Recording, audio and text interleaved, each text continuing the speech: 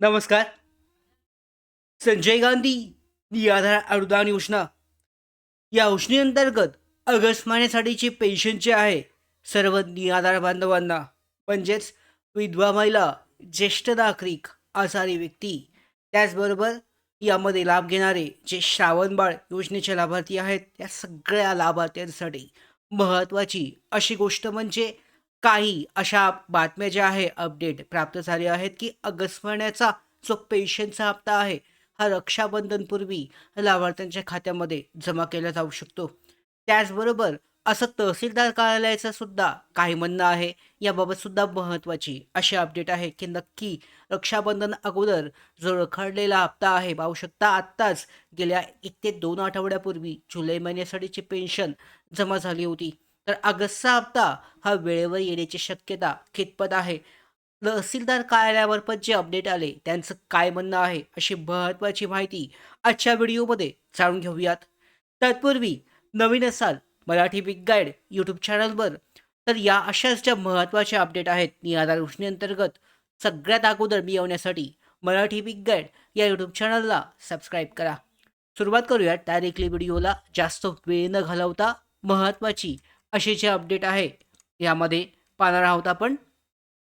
तर पाहू शकता संजय गांधी निराधार योजना, श्रावणबाळ सेवा, राज्य निवृत्तीवेतन योजना आणि इतर सामाजिक अर्थसहाय्य योजनांच्या लाभार्थ्यांसाठी आजची खूप महत्त्वाची अपडेट आहे.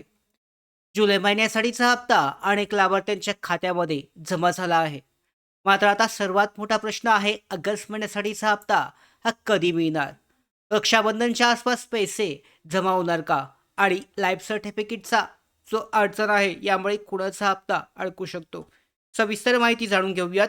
पहिल्यात सगळ्यात महत्त्वाचा जो प्रश्न आहे, काही यूट्यूब चॅनल असतील, सोशल मीडिया, व्हॉट्सॲपद्वारे असं सांगितलं जात आहे की रक्षाबंधनपर्यंत हा पेन्शनचा हप्ता जमा होणार. तर कितपत शक्यता आहे? सध्या अनेक लाभार्थ्यांमध्ये अशी चर्चा आहे की रक्षाबंधनच्या निमित्ताने ऑगस्ट महिन्यासाठीची रक्कम लवकर जमा होईल. लाडकी बहीण योजनेच्या संदर्भात रक्षाबंधनच्या निमित्ताने पैसे देण्याची घोषणा झाल्याचं सांगितलं जात आहे. तशी अपडेट आहे.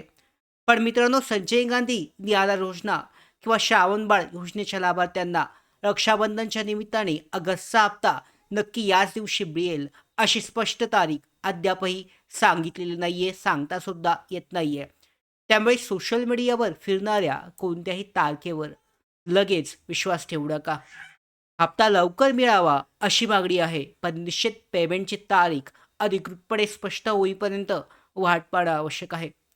आता अजून एक सर्वात महत्त्वाचा विषय आहे जीवन प्रमाणपत्र म्हणजेच लाईफ सर्टिफिकेट.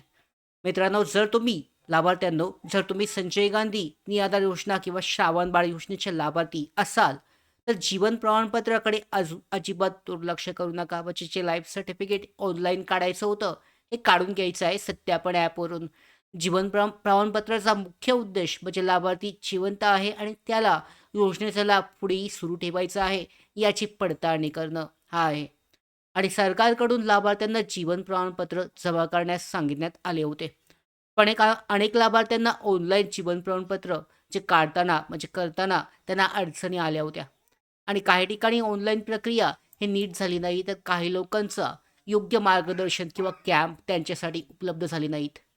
त्यामुळे पाहू शकता अनेक लाभार्थ्यांच्या मनामध्ये असा प्रश्न निर्माण झाला, मी जीवन प्रमाणपत्र काढलं नाही तर खरंच हप्ता बंद होईल का? तर याकडे गांभीर्यानं पाहणं गरजेचं आहे.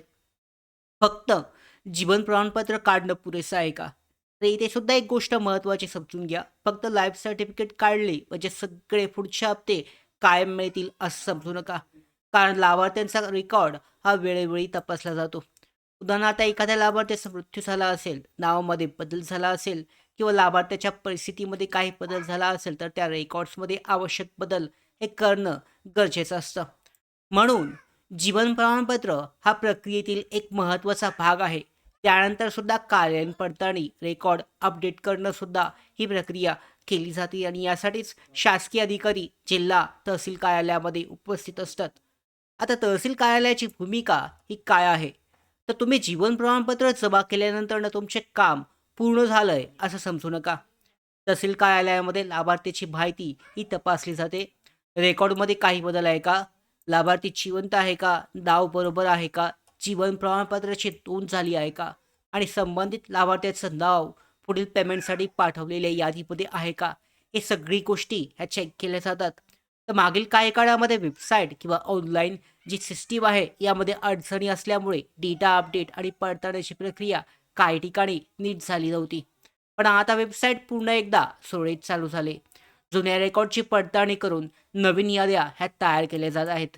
याच कारणामुळे ज्याने जीवन प्रमाणपत्र काढलं नाही त्याने काय करावं? हा मुद्दा त्यांच्यासाठी विशेष लक्षात ठेवणं आवश्यक आहे. जर तुम्ही अजूनही जीवन प्रमाणपत्र काढलं नसेल तर शक्य तितक्या लवकर ते काढण्याची प्रक्रिया पूर्ण करा. कारण ते पुढील काळामध्ये जीवन प्रमाणपत्राची पडताळणी करून लाभार्थ्यांच्या याद्या अपडेट केल्या जाऊ शकतात. ज्यांचे प्रमाणपत्र उपलब्ध नाही किंवा ज्यांचा रेकॉर्ड अपूर्ण आहे अशा लाभार्थ्यांच्या पेमेंटवर परिणाम होण्याची शक्यता सुद्धा नाकारता येत नाही. म्हणून शेवटच्या क्षणापर्यंत थांबू नका. त्याचबरोबर प्रमाणपत्र जमा केल्यानंतरनं एक महत्त्वाचं काम करा. तुम्ही जीवन प्रमाणपत्र काढले आणि तहसील कार्यालयामध्ये जमा केले असेल तर त्याचा पुरावा हा जपून ठेवा आणि काही काळानंतर तहसील कार्यालयात जाऊन त्याची विचारणा करा. माझे जीवन प्रमाणपत्र रेकॉर्डमध्ये अपडेट झालं आहे का नाही? माझे नाव लाभार्थी यादीमध्ये आहे का? त्याचबरोबर तुमचे पेमेंटची नोंद व्यवस्थित आहे का? हे सगळे प्रश्न विचारून त्याची माहिती घ्या आणि कार्यालयीन रेकॉर्ड किंवा रिपोर्टमध्ये तुमची माहिती अपडेट झाली आहे का नाही हे देखील तपासा. फक्त कागद जमा करून घरी येणं आणि त्यानंतर काही तपासणी न करणं हे टाळणं आवश्यक आहे. त्याचबरोबर दर काही महिन्यांनी सुद्धा तुमचं स्टेटस जे आहे हे चेक करा. ज्यांना नियमितपणे संजय गांधी निराधार किंवा श्रावण बाळ योजनेचा लाभ मिळतो त्यांनी दर महिन्यांनी आपल्या तहसील कार्यालयामध्ये रेकॉर्डची स्थिती तपासणं हे चांगलं ठरू शकतं.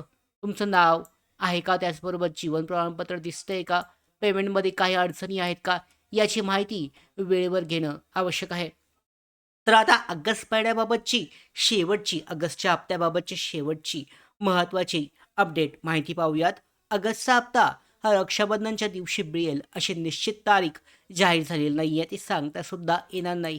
त्यामुळे कोणत्याही व्हायरल मेसेजवर किंवा सोशल मीडिया पोस्टवर लगेच विश्वास ठेवू नका. जीवन प्रमाणपत्राचा विषय मात्र गंभीर आहे. तो पूर्णपणे क्लिअर करून घ्या. आता लवकरच या संदर्भात महत्त्वाचे अपडेट जे आहे, खरंच जर जी पेन्शन आहे लाभार्थ्यांची ही रक्षाबंधनपूर्वी जर मिळणार असेल तर त्या संदर्भात महत्त्वाचं काहीतरी अपडेट राज्य शासन किंवा यामध्ये तहसील कार्यालय जे आहे किंवा सामाजिक न्याय विशेष सहाय्य विभागामार्फत जारी केली जाईल आणि त्याबाबतच्या अपडेट तुमच्यापर्यंत आपण पोहोचवणार आहोत. यासाठीच मराठी बिग गाईड या यूट्यूब चॅनलला सबस्क्राईब करा. धन्यवाद.